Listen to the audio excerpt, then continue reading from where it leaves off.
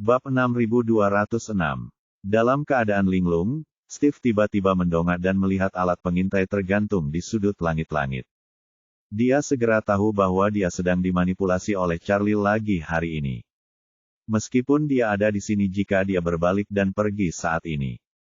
Bukti videonya akan tertinggal, dan Charlie juga akan tersinggung. Lebih baik keluar semua dan tinggalkan videonya. Dan setidaknya jaga Charlie baik-baik dulu. Memikirkan hal ini, dia hanya ragu-ragu dan menghela nafas. Hai, kalau begitu aku akan mendengarkanmu dan minum 2 kali bersama. Charlie mengangguk puas. Benar, kita berdampingan di New York dan Kanada. Kali ini sekutu yang telah bertempur akhirnya bersatu kembali di Aurus Hill. Jadi tentu saja mereka ingin minum yang enak. Hanya saja kondisi di sini agak sulit di rumah Paman Zhou, jadi tidak masalah. Bagaimana mungkin? Steve tersenyum meminta maaf dan berkata, merupakan suatu kehormatan bagi saya untuk diundang ke sini karena Anda memperlakukan saya sebagai teman. Setelah mengatakan itu, dia juga berbaikan. Wade, bukan karena hal lain aku ingin pergi sekarang. Aku terutama ingin pergi karena aku merasa malu untuk selalu memintamu mentraktirku. Kamu mentraktirku terakhir kali, jadi masuk akal jika aku mentraktirmu kembali. Charlie tidak mengeksposnya dan berkata sambil tersenyum. Paman Zhou mentraktirku hari ini, tapi terserah padaku untuk mentraktirmu. Tidak apa-apa jika kamu ingin mengembalikan undangannya. Kamu bisa mengatur makanan sebelum pergi. Paman Zhou dan saya akan pergi ke sana bersama-sama. Steve ingin menamparkan dirinya sendiri, tapi dia hanya bisa menepuk dadanya dan berkata, jangan khawatir, aku akan memberimu jamuan makan yang enak sebelum meninggalkan Aurus Hill. Charlie mengundangnya untuk duduk di kursi lain. Peter mengeluarkan sebotol anggur putih lepas tanpa kotak kemasan. Dan menuangkan secangkir untuk Charlie dan Steve masing-masing dari cangkir kertas sekali pakai. Dan kemudian menuangkan satu untuk dirinya sendiri. Charlie menyapa Steve dan berkata, kondisi Paman Zhou terbatas, jangan membencinya. Petik 2. Tidak, Steve berkata cepat.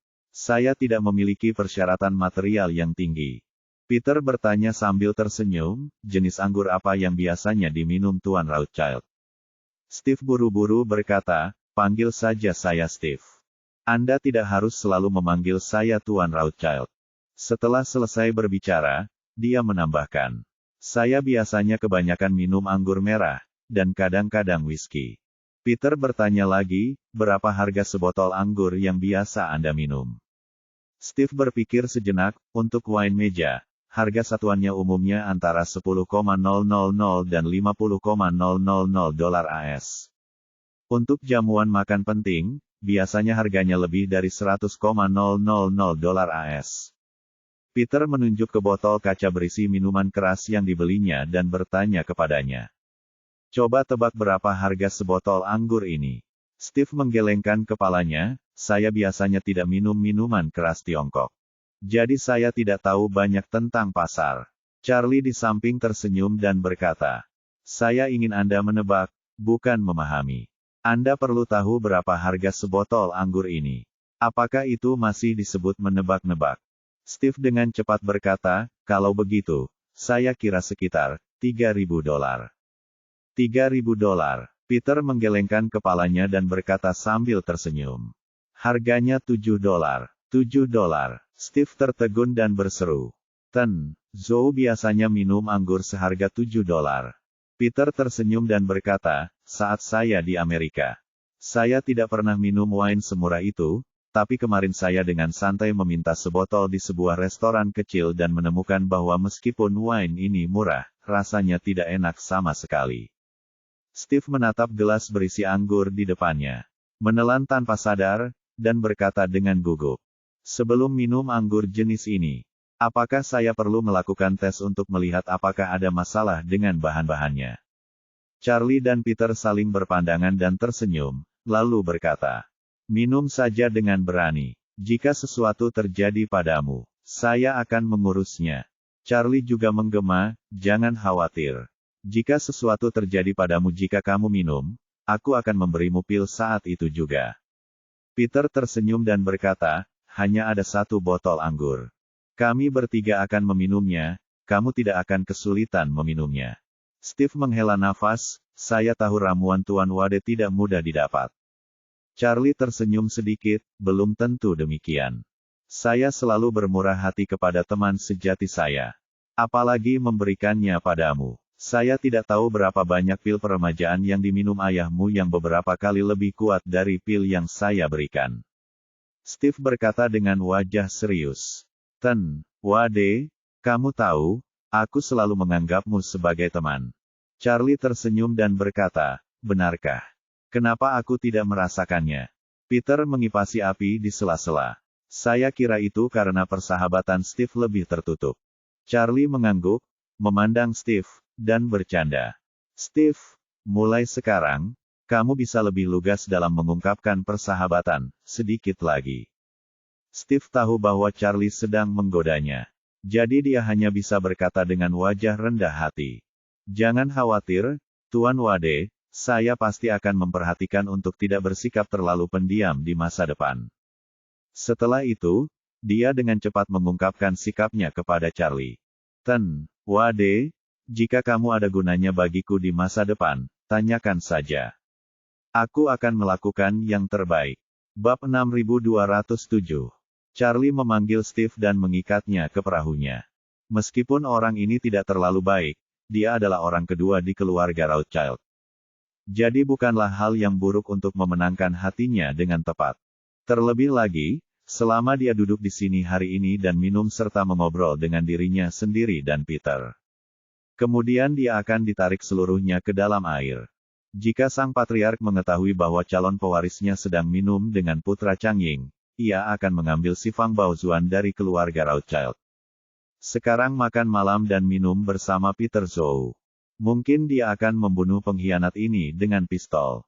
Meski akan sulit baginya untuk menjadi pewaris keluarga Rothschild untuk sementara waktu.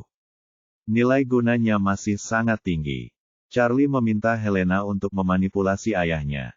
Dan kemudian dia secara pribadi memanipulasinya sebelum pergi ke Amerika Serikat di masa depan. Tidak ada bedanya dengan kembali ke rumahnya sendiri. Jadi, Charlie memandang Steve dan tersenyum. Anda memiliki sikap ini, yang sungguh mengesankan. Setelah itu, dia mengambil gelas wine dan berkata sambil tersenyum. Ayo Steve, demi persahabatan kita bertiga, mari kita minum. Steve mengambil risiko, mengambil gelas anggur, dan berkata dengan riang. Selamat atas persahabatannya. Anggur kental 53 derajat agak berlebihan bagi Steve.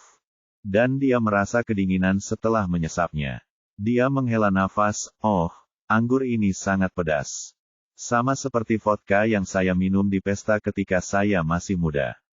Sangat disayangkan dokter kesehatan saya sudah lama berhenti merekomendasikan saya untuk minum anggur beralkohol tinggi.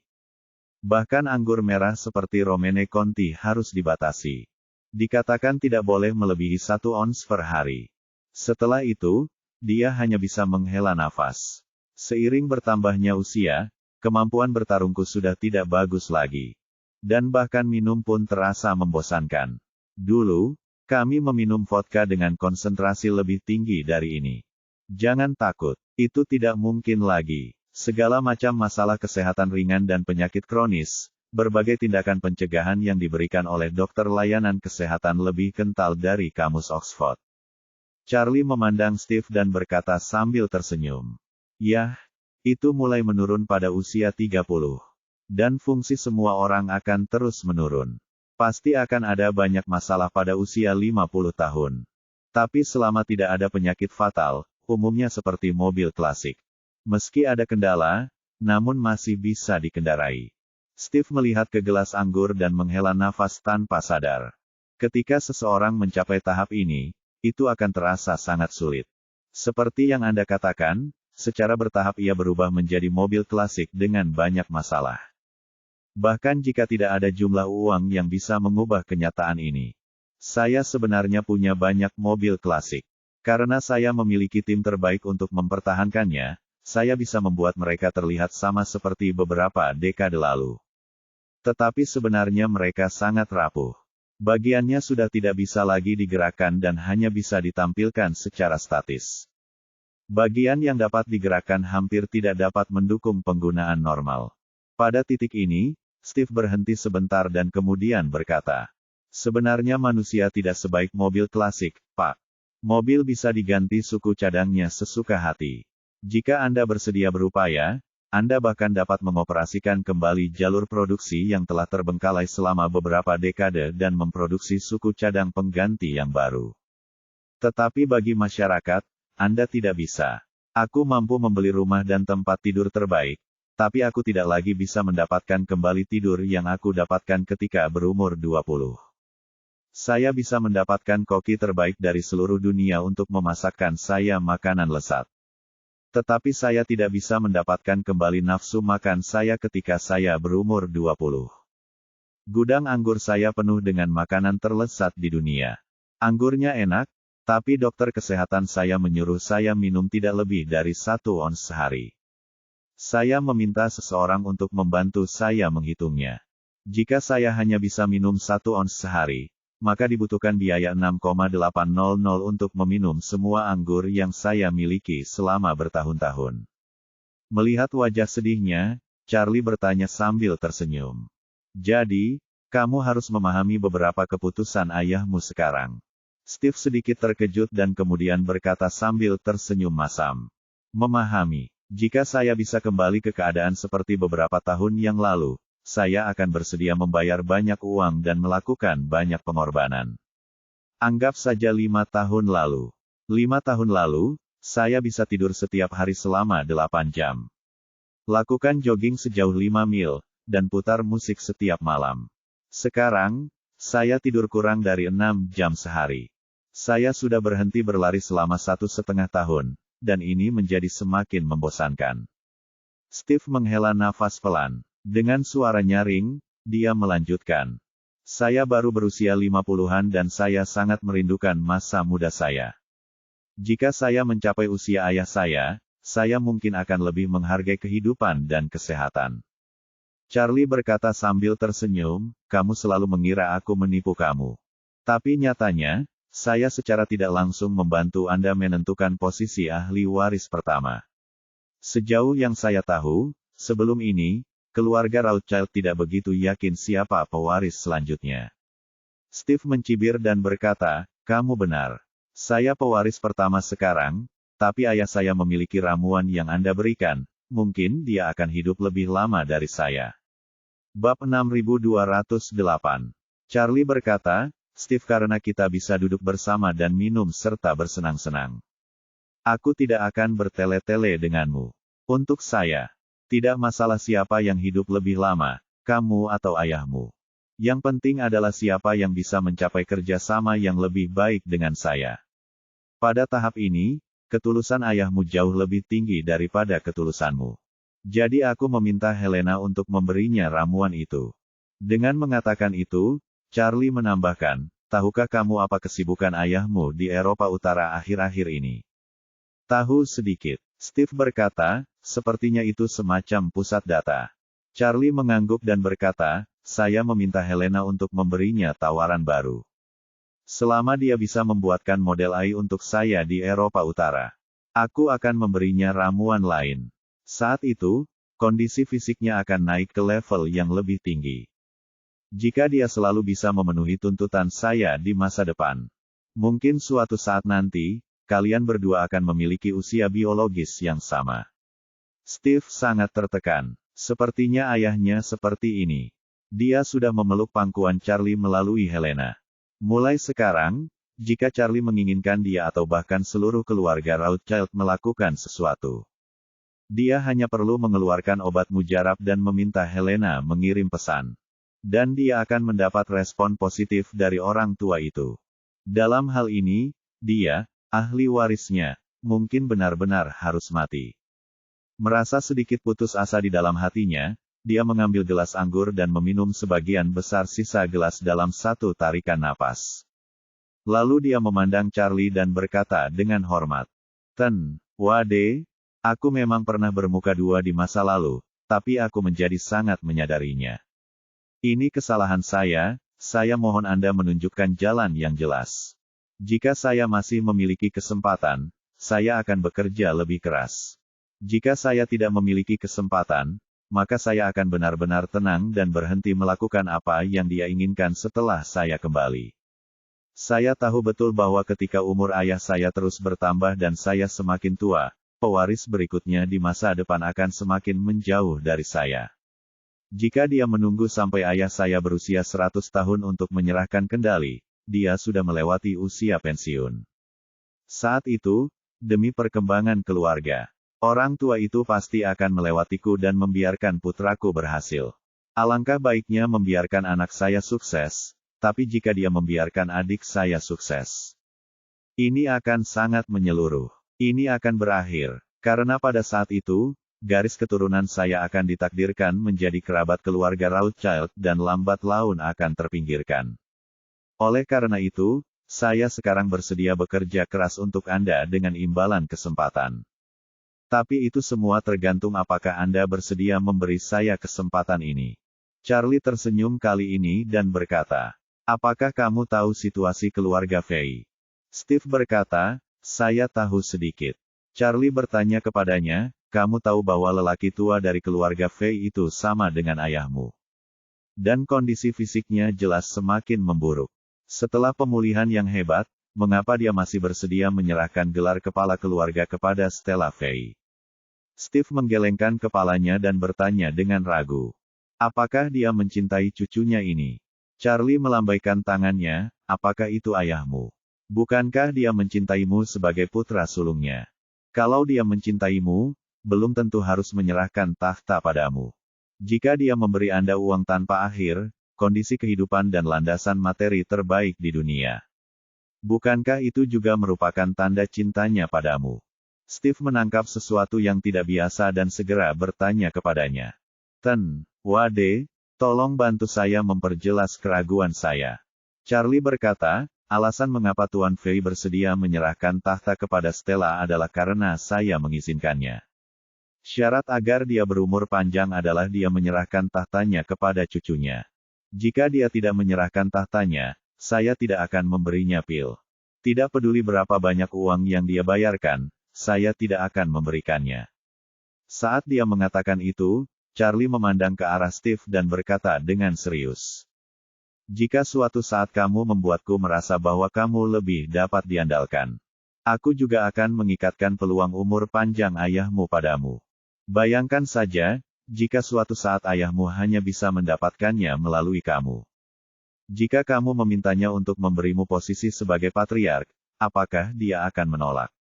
Mata Steve berbinar dan dia berkata, jika dia bisa memilih antara kekuasaan dan kehidupan, dia pasti akan memilih untuk mengambil semuanya. Tetapi jika dia hanya bisa memilih satu, dia pasti akan memilih yang terakhir. Setelah mengatakan itu, dia langsung berkata kepada Charlie dengan penuh semangat. Ten, Wade, bagaimana kamu bisa membantuku mewujudkan keinginanku?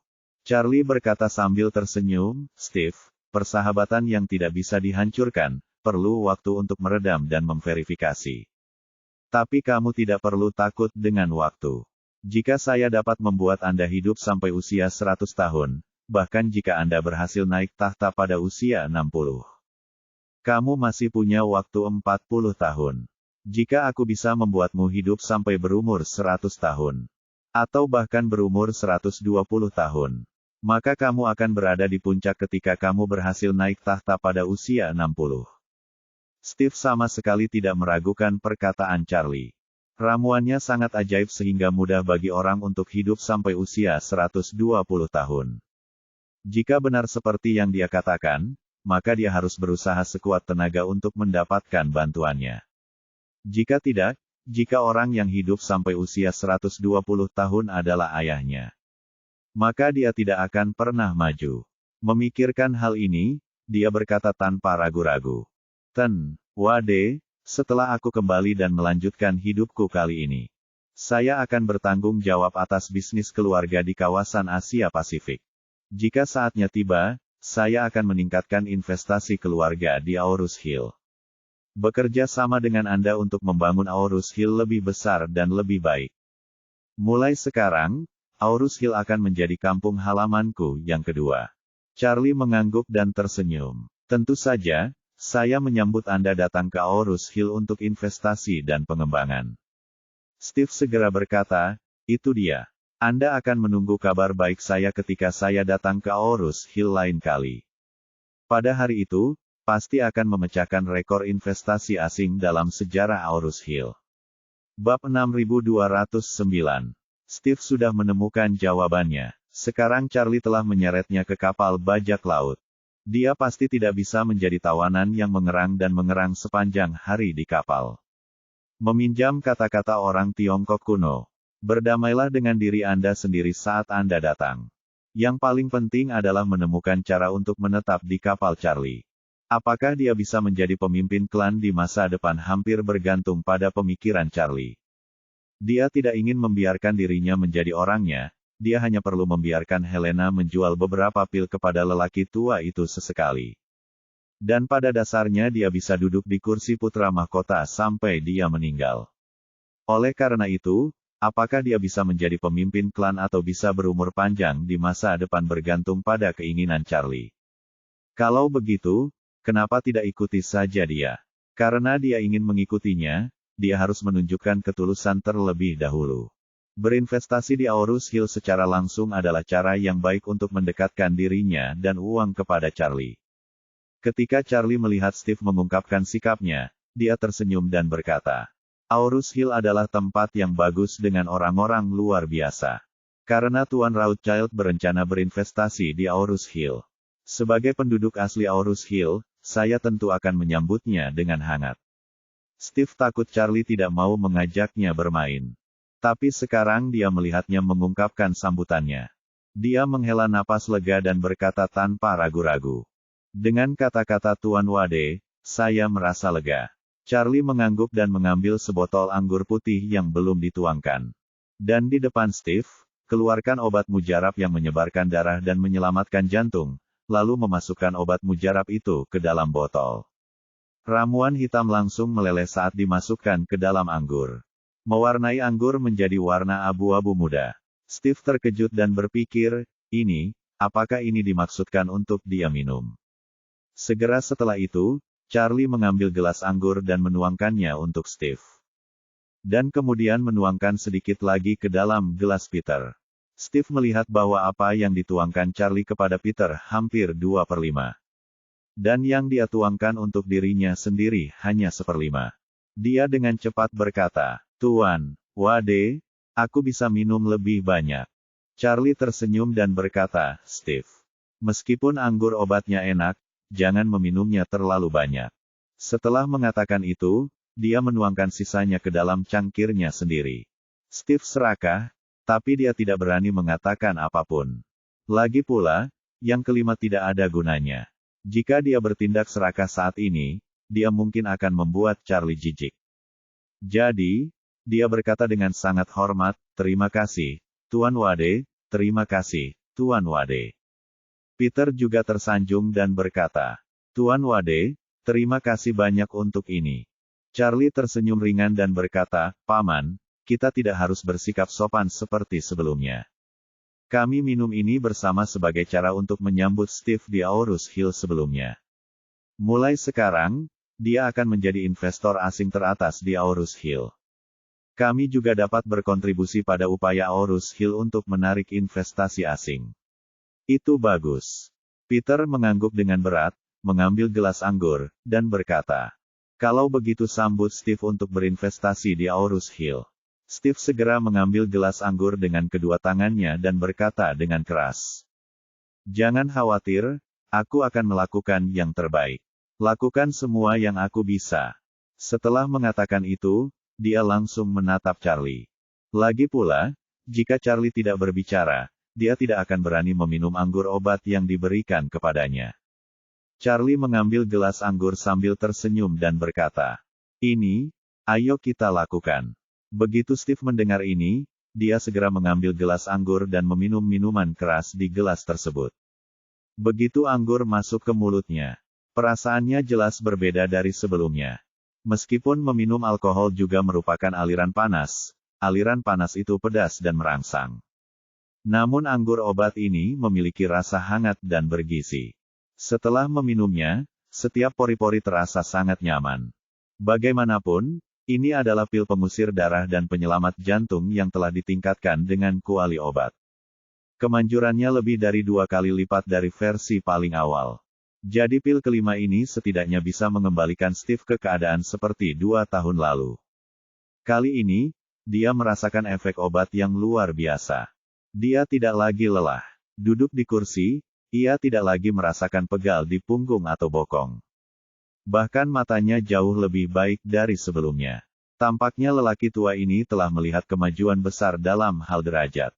Secara keseluruhan, dia merasa sesantai sebelumnya. Melihat ke arah Peter di seberangnya, kulitnya jelas jauh lebih cerah dari sebelumnya. Dan bahkan kerutan pun tidak terlalu terlihat dengan mata telanjang. Steve merasa iri ketika mengira obat yang diminumnya 2 kali lebih efektif dari obatnya. Pada saat inilah Steve hanya bisa menghela nafas. Wade, aku akhirnya tahu kenapa ayahku begitu peduli dengan ramuanmu. Ini, yang aku minum bukanlah obat. Ini adalah mesin untuk memutar balik waktu.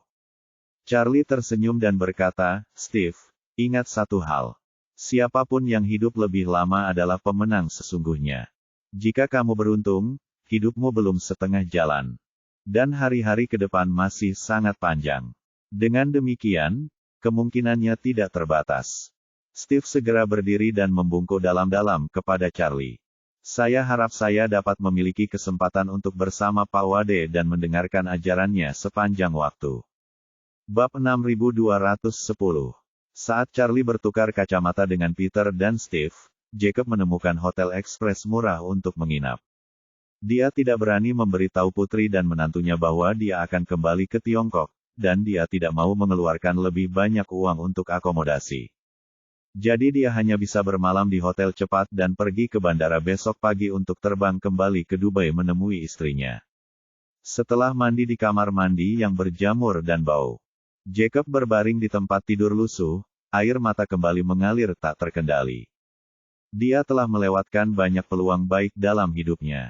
Making adalah salah satunya, dan Buddha perunggu emas dinasti Song Utara adalah yang kedua. Selain itu, dia memikirkan kehidupannya dengan hati-hati. Dan sepertinya dia tidak pernah memanfaatkan peluang bagus. Dia akhirnya masuk ke Asosiasi Kaligrafi dan Lukisan dan menjadi wakil presiden eksekutif. Tapi dia tertipu oleh dirinya sendiri. Kini, dia masih harus berbaring di tempat tidur, memegang ponselnya dan menulis email pengunduran diri kepada pimpinan PEI. Namun, ia juga mengetahui bahwa email pengunduran diri tersebut hanya sekedar formalitas untuk mengungkapkan sikapnya. Dan menyerahkan kepada Presiden PEI untuk menjadi penengah baginya di tingkat yang lebih rendah. Saat ini, Presiden PEI tidak sedang menganggur di rumah. Dia menemukan nomor ponsel Orvel melalui banyak pertanyaan. Setelah ragu-ragu, dia menelepon Orvel. Menurutnya, dia adalah bos Jacob, dan Jacob memiliki hubungan baik dengan Orvel. Kini dia berada di bawah tekanan dan harus berhadapan dengan Jacob. Dia harus menyapa Orvel. Sebaliknya, jika Orvel berbalik dan menyalahkannya. Yang terpenting, bukankah dia menyinggung perasaannya tanpa alasan? Dia harus menjelaskan kepada Tuan Hong bahwa dia tidak punya pilihan selain berurusan dengan Jacob. Tapi demi wajah Tuan Hong dan hubungannya dengan Jacob, dia akan melakukan yang terbaik untuk mengamankan posisi Jacob sebagai wakil presiden. Ketika Orvel menerima panggilan aneh, dia bertanya dengan hati-hati, siapa itu? Presiden PEI dengan cepat berkata dengan rendah hati, halo, apakah ini Tuan Hong? Ini aku. Orvel bersenandung dan bertanya, kamu siapa? Apa yang kamu mau dari saya? Presiden PEI dengan cepat menjelaskan, halo, Tuan Hong. Saya Lao Pei dari Asosiasi Kaligrafi dan Lukisan. Kita pernah bertemu. Oh, Orvel memikirkannya dan berkata, ini Presiden PEI, kenapa Anda bisa mengetahui nomor telepon saya? Presiden PEI buru-buru berkata, saya meminta beberapa teman untuk membantu saya menemukan nomor telepon Anda. Dan aku harap kamu tidak keberatan. Orvel tersenyum dan menebak bahwa panggilannya pasti ada hubungannya dengan Jacob, jadi dia berkata, "Jika kamu memiliki pertanyaan untukku, katakan saja padaku." Presiden Pei berkata dengan tergesa-gesa, "Oh, Tuan Hong, begini, insiden yang dilakukan Jacob dan bawahan Anda Ervin bersama-sama menjadi sangat populer di kalangan barang antik akhir-akhir ini. Saya ingin tahu apakah Anda pernah mendengarnya." Orvel, "Yah, aku sudah mendengarnya," lanjutkan. Presiden Pei berkata, "Sejujurnya, masalah ini tidak hanya memiliki pengaruh yang besar di kalangan barang antik, tetapi juga di bidang kaligrafi dan lukisan serta sastra dan seni di kota kita. Dampaknya cukup besar. Anda juga tahu bahwa saya telah mempromosikan Jacob ke posisi wakil presiden eksekutif sebelumnya. Dan saya berencana mencari cara untuk mempromosikannya ke posisi yang tepat setelah saya keluar dari Asosiasi Lukisan dan Kaligrafi." Pada titik ini, Pei menghela nafas dan berkata tanpa daya, "Sejujurnya saya sangat ingin mempertahankan posisinya sebagai wakil presiden eksekutif, tapi dampak kejadian ini terlalu besar. Dan itu memang sangat buruk. Saya tidak bisa menahan tekanan sekarang. Jadi saya hanya bisa membiarkan Jacob merasa dirugikan dan melepaskan posisi wakil presiden eksekutif terlebih dahulu, lalu saya akan berusaha sebaik mungkin untuk mengatur posisi wakil presiden biasa untuknya. Secara pribadi, saya merasa tingkat keberhasilannya masih relatif besar. Jika ini tidak berhasil, saya akan memberinya posisi direktur pada saat-saat terakhir." "Apa yang kamu pikirkan?" Orvel mengetahui niatnya karena dia takut akan disalahkan atas penurunan pangkat Jacob. Secara logika, jika dia mengatakan iya dan mengucapkan terima kasih kepada Presiden Pei, masalahnya pada dasarnya akan selesai. Melihat ke belakang, Jacob seharusnya dapat mempertahankan setidaknya satu posisi direktur seperti yang dikatakan Presiden Pei. Tapi kalau dipikir-pikir, sikap Charlie sudah sangat jelas. Itu untuk memberi pelajaran pada Yakub. Jika dia mendukungnya lagi saat ini, bukankah itu bertentangan dengan ide Charlie? Memikirkan hal ini, dia berpura-pura terkejut dan bertanya kepada Presiden Pei, "Mengapa Anda ingin memberitahu saya tentang urusan internal Asosiasi Kaligrafi dan Lukisan Anda? Saya bukan anggota asosiasi Anda. Apapun yang terjadi, apa hubungannya denganku?" Presiden Pei tidak sadar untuk beberapa saat. Dia bisa mendengar nada suara Orvel tampak sedikit tidak senang, tapi untuk sesaat dia tidak tahu apa sumber ketidakpuasannya. Apakah dia tidak puas dengan perilakunya saat dipanggil untuk melapor, atau dia tidak puas dengan cara penanganannya sendiri? Atau, apakah dia hanya tidak mau mempedulikan masalah ini? Presiden Pei, yang tidak dapat memahami poin kuncinya, dengan cepat berkata, "Ten Hong, saya melapor kepada Anda karena saya tidak ingin Anda salah paham tentang masalah ini. Saya juga khawatir Anda tidak akan bahagia jika Anda mengetahui bahwa Jacob diturunkan pangkatnya." Orvel berkata terus terang, "Itu tidak ada hubungannya dengan saya. Apa yang membuat saya senang atau tidak bahagia? Bahkan jika Asosiasi Kaligrafi dan Lukisanmu dibubarkan besok, tidak ada hubungannya denganku." Dia berkata, merasa sedikit tidak sabar, "Baiklah, saya tutup teleponnya. Saya harus mengurus sesuatu di sini." Sebelum Presiden Pei sempat bereaksi, nada sibuk terdengar dari telepon, mengingatkannya bahwa pihak lain telah menutup telepon. Kali ini giliran Presiden Pei yang bingung. Dia tidak bisa menahan diri untuk tidak bergumam pada dirinya sendiri, apa yang dimaksud Tuan Orvel dengan ini? Apakah dia tidak ingin peduli dengan hidup atau mati Yakub? Bukankah sebelumnya dia sangat sopan kepada Jacob? Istri Presiden Pei keluar dari kamar tidur. Melihat dia yang terlihat bingung, dia tidak bisa menahan diri untuk tidak bertanya. "Pei tua, apa yang dikatakan Tuan Orvel di telepon?" Presiden Pei berkata, "Dia mengatakan bahwa Asosiasi Kaligrafi dan Lukisan tidak ada hubungannya dengan dia. Dan itu pun kalau dibubarkan.